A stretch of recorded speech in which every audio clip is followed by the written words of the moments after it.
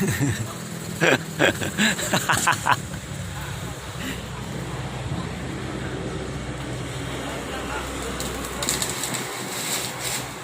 ียบร้อยโอเคแหงตัดแหงลึกแหงยานไปติ๊กๆเลยนี่เมื่อกี้ยังทึบไป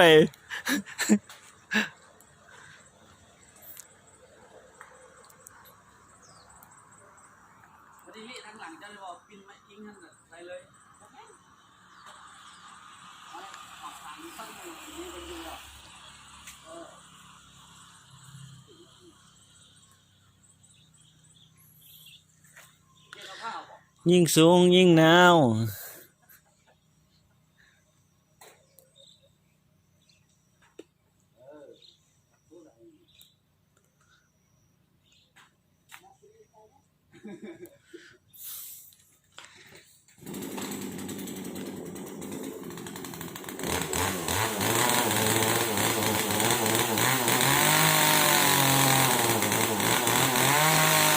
เอาคาดเลยนะ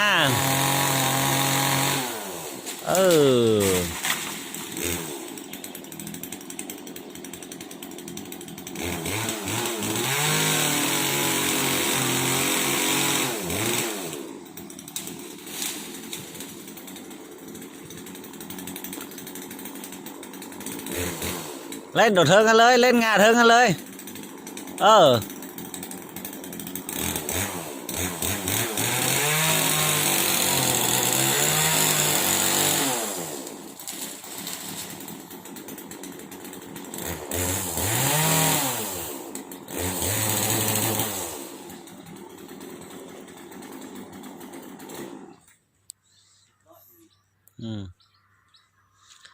มันต่อหน้าจะเลยบอก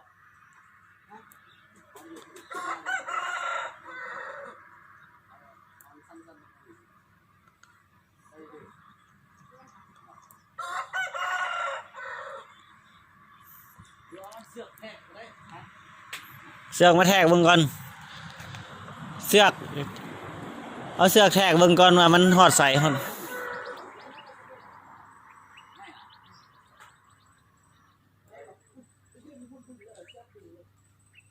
บ่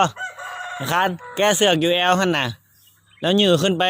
หอดใส่หอดนั่นเอาเพื่อขึ้นเอาเพื่อประมาณจังเม็ดก็ดึง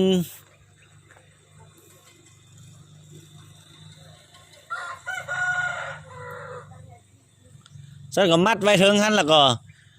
ตัดแล้วให้วงดึงอยู่ลายพุ่นเอาดึงอยู่ลายห้องพุ่นเอา